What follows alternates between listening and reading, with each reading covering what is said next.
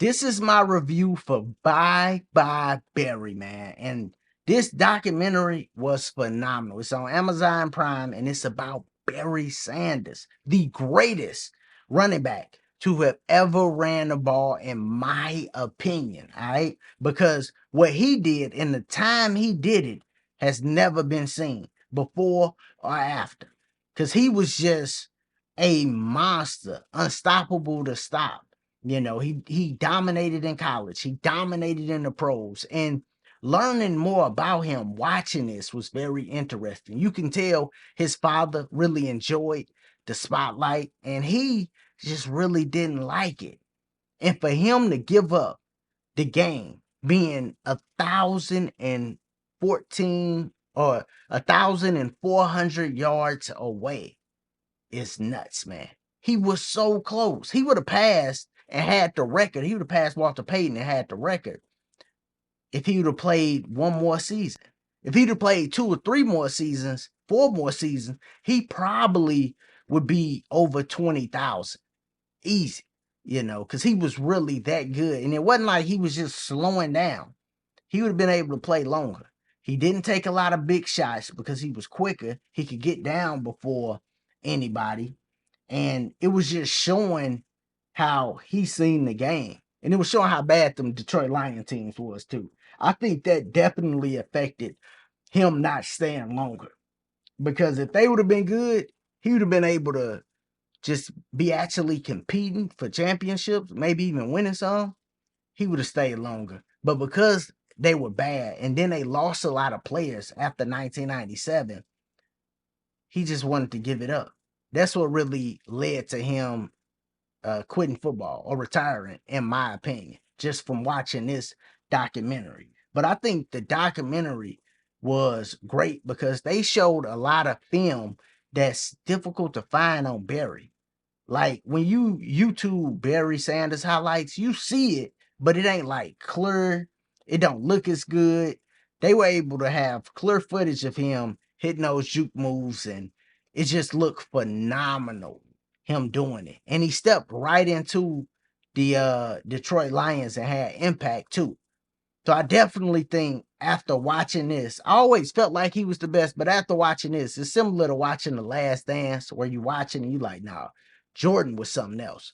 When you watch this, you're gonna say Barry Sanders was something else. And to compare him to another position, I think him and Emmitt Smith is very similar to Randy Moss and Jerry Rice.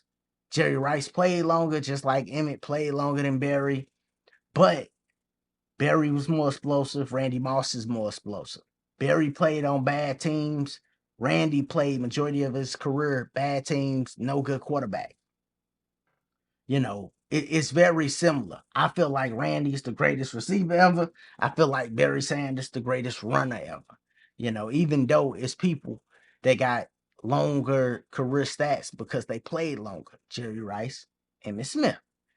But yeah, man, this is phenomenal. I recommend everybody to watch this because it goes to show you that not only how talented Barry was, but also the money, the fame didn't drive him. It's some people that's just like that, where you like, yo, how could you lead the game and you was this close to being the all-time guy and you would have made more money if you would have stayed? It's like, yo, that just didn't drive me. The funny thing is, he ended up going to London when he retired. And of course, the media popped up there too. It's like, Barry, like in his mind, he thought he's just like a regular guy. Like, no, Barry, if you go to leave to London and you supposed to be at training camp or playing games, the media will know. They gonna be able to figure that out. Like, yo, where's Barry going? So you really can't hide once you reach that level of fame. But it was funny seeing that he think he could have just got that off. Like, yeah, I'm just gonna leave.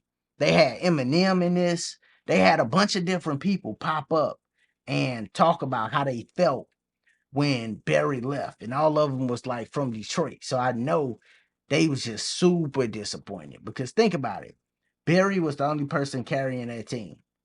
Once he leave, the team was garbage for like 10 years after that. I mean, they barely was making the playoffs with him, but after they really was garbage. Another thing that I took away from this is when you watching these football players and these basketball players, a lot of times we see our favorite and we think, yo, they got a good team around them. They made a push towards the Super Bowl or a championship.